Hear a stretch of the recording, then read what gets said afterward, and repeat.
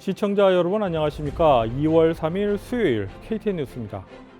조 바이든 대통령이 어제인 2일 이민 개혁을 위한 3개의 행정명령에 서명했습니다. 바이든 대통령은 이날 백악관에서 서명에 앞서 행정명령의 취지에 대해 소개했습니다. Executive orders are about. I want to make it clear. There's a lot of talk, with good reason, about the number of executive orders that I've signed. I'm not making new law. I'm eliminating bad policy. 이날 발표한 행정명령에는 트럼프 전 대통령의 무관용 이민 정책에 따라 분리된 불법 이민자 부모와 미성년자의 재결합을 추진하는 태스크 포스팀 구성을 핵심으로 하고 있습니다. 트럼프 전 행정부의 가혹한 이민자 가족 분리 정책으로 아직까지 이민자 아동 600여 명이 부모를 찾지 못하고 있는 것으로 알려졌습니다. 이번에 구성될 태스크포스 팀은 알레한드로 마요르카스 국토안보부 장관이 이끌게 됩니다. 또한 질 바이든 여사도 태스크포스 팀에 참여할 계획으로 알려졌습니다.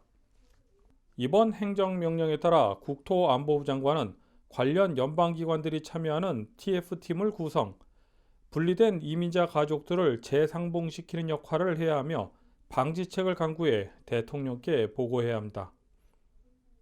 한편 이날 바이든 대통령의 이민 관련 행정명령은 전임 트럼프 행정부의 반이민 정책을 즉시 폐기하거나 무효화하는 대신 재검토 지시가 주요 골자로 풀이됩니다. 따라서 이민 비자와 취업 비자 발급 재개와 공적 부조 규제 조항 철폐 등은 이날 행정명령으로 착수될 합법 이민 시스템 재검표 등 향후 추가 조치에 취해질 것으로 전망됩니다. 브라이언 캠프 주지사는 코로나19 백신 접종 횟수가 100만 건을 넘어서는 등 진전을 보이고 있다고 밝혔습니다. 하지만 공급량 문제로 아직 접종 대상을 확대할 수는 없는 상황이라고 밝혔습니다. 보도에 김용성 기자입니다. 저는 캅카운티의 대규모 접종소 앞에 나와 있습니다. 브라이언 캠프 주지사는 조지아주의 백신 접종이 가속화되고 있다고 말했습니다.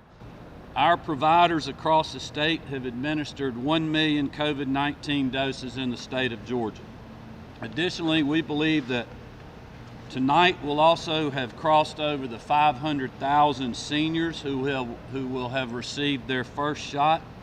These are certainly two big encouraging milestones. 하지만 백신 공급량 문제로 인해 아직 접종 대상은 확대할 수 없는 상황이라고 밝혔습니다. 바이든 행정부가 매주 공급하는 백신의 분량을 15만 4천 개로 늘리고 약국에 직접 백신을 추가로 공급할 것이라고 밝혔지만 캠프 주지사는 여전히 수요에 비해 공급이 충분하지 않다는 입장을 나타냈습니다. Any additional vaccines are certainly welcome news, but we realize this will not significantly impact our overall lack of supply when it comes to meeting those demands. 캠프 주지사가 오늘 방문한 캅카운티의 짐 밀러 파크 접종소는 하루에 1,000명 이상에게 백신을 접종할 수 있는 것으로 알려졌습니다.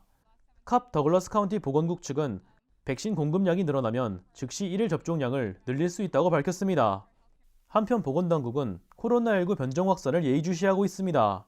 캐슬린 투메이 조지아 보건부 장관은 현재 확인된 코로나19 변종 감염자는 23명이지만 조지아 전체에서 감염이 이루어지고 있는 것으로 생각해야 한다고 경고했습니다.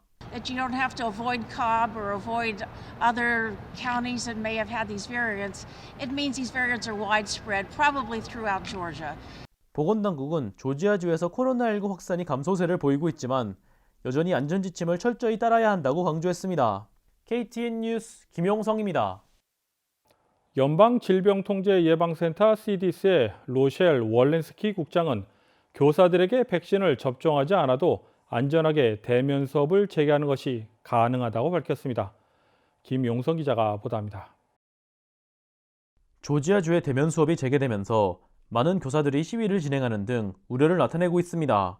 교사들은 백신 접종을 요구하고 있지만 조지아주 정부는 현재 백신 공급량으로는 교사에게 백신을 접종할 수 있는 여력이 없다는 입장을 유지하고 있습니다. 연방질병통제예방센터 CDC의 로셸 월렌스키 국장은 교사에게 백신을 접종하지 않더라도 안전하게 대면 수업을 재개하는 것이 가능하다고 말했습니다. But I also want to be clear that there is increasing data to suggest that schools can safely reopen and that safe reopening does not suggest that teachers need to be vaccinated in order to reopen safely. So while we are implementing the criteria of the advisory committee and of the state and local guidances to get vaccination across these eligible communities, I would also say that safe reopening of schools is not, that vaccination of teachers is not a prerequisite for safe reopening of schools. 대면 수업 재개를 찬성하는 측과 반대하는 측의 의견이 전국에서 계속해서 대립하고 있습니다. KTN 뉴스 김용성입니다. 연방대법원이 도널드 트럼프 행정부의 대표적 정책인 국경 장벽과 이민 정책 사건 관련 상고심 변론을 취소했다고 밝혔습니다. 조 바이든 행정부의 요청에 따른 것입니다. 연방대법원은 오는 22일 멕시코 국경장벽 건설을 위한 자금 전용 및 국가 비상사태 선포의 적법성을 다루는 사건을 심리할 예정이었습니다. 또한 다음 달 1일에는 약 7만여 명의 이민 신청자가 법원의 이민 심사를 기다리고 있는 동안 멕시코에서 머물도록 하는 정책에 대한 사건 변론이 예정돼 있었습니다. 세계 최대 전자상거래 업체 아마존이 메트로 애틀란타 지역 5곳에 새롭게 물류센터를 운영한다는 소식 전해드렸습니다. 오늘은 아마존의 분기 매출이 지난해 4분기에 사상 처음으로 1,000억 달러를 돌파했다는 소식입니다. 아마존은 작년 4분기 매출이 1,255억 6천만 달러로 전년 동기 대비 44% 늘어나면서 1,000억 달러 선을 넘어섰다고 밝혔습니다. 이는 코로나19 사태로 온라인 쇼핑이 한층 더 활성화된 가운데 연말 쇼핑 시즌이 겹치면서 매출이 급증한 결과로 풀이됩니다. 또한 멤버십 회원을 겨냥한 할인 행사 프라임데이가 코로나19 사태로 10월로 연기되면서 영업 실적이 4분기 성적표에 반영돼 매출 증대에 한몫했다는 평가입니다. 순이익은 72억 달러로 전년 같은 기간에 비해 33억 달러의 2배 이상으로 증가했습니다. 한편 아마존은 올해 1분기 매출액을 1,000억에서 1,060억 달러, 영업이익은 30억에서 65억 달러에 달할 것으로 전망하고 있습니다. 다음은 코로나19 소식입니다. 오늘의 코로나19 현황을 김용성 기자가 정리했습니다. 3일 오후 3시 30분 기준 미국 내 코로나19 누적 확진 환자는 2,709만 623명, 누적 사망자는 46만 10명입니다. 어제 하루 동안 신규 확진 환자는 11만 5,390명 늘었고 신규 사망자는 3,646명 증가했습니다. 주별 누적 확진 환자는 캘리포니아, 텍사스, 플로리다, 뉴욕, 일리노이 순으로 많습니다. 주별 누적 사망자는 뉴욕, 캘리포니아, 텍사스, 플로리다, 펜실베니아 순으로 많습니다. 다음은 조지아주 코로나19 현황입니다. 오후 2시 50분 집계에 따르면 조지아주의 누적 확진 환자는 75만 9,228명, 누적 사망자는 12,907명으로 집계됐습니다. 신규 확진 환자는 3,875명 증가했고 신규 사망자는 136명 증가했습니다. 항원검사 양성 판정자는 누적 16만 3,136명, 신규 1,389명입니다. 다음은 카운티별 집계입니다. 귀넷 카운티 누적 확진 환자 7만 4,825명, 누적 사망자는 740명입니다. 2일에서 3일 사이에 신규 확진 환자는 458명 늘었고 신규 사망자는 14명 늘었습니다. 풀턴 카운티 누적 확진 환자 6만 9,079명, 누적 사망자는 914명입니다. 신규 확진 환자는 374명 늘었고 신규 사망자는 10명 늘었습니다. 캅 카운티 누적 확진 환자 5만 1,374명, 누적 사망자는 716명입니다. 신규 확진 환자는 255명, 신규 사망자는 11명입니다. KTN 뉴스 김용성입니다.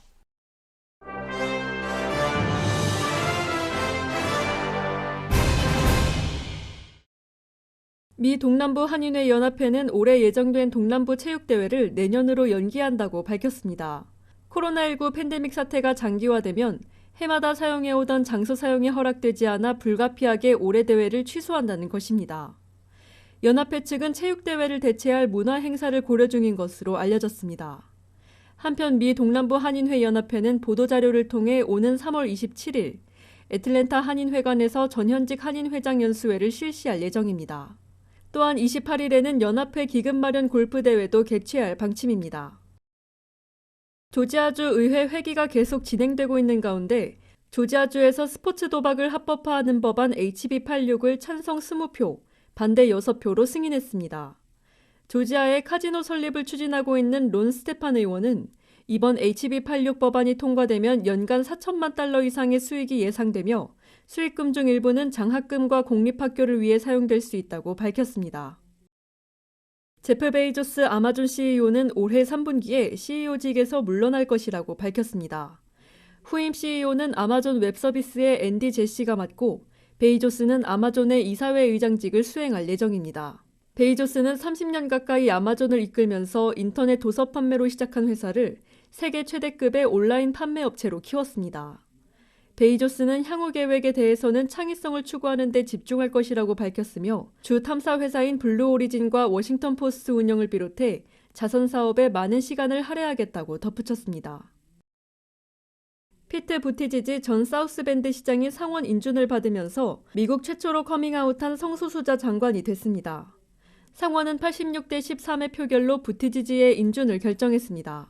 부티지지는 지난 대선에서 민주당 경선에 출마하며 경선 초반에 1위를 잠깐 기록하며 전국에 화제를 모았던 바 있습니다. 연방교통부는 바이든 행정부의 주요 정책 과제인 환경 문제 해결에 큰 역할을 할 것으로 전망되는 만큼 부티지지 장관의 역할도 클 것으로 보입니다.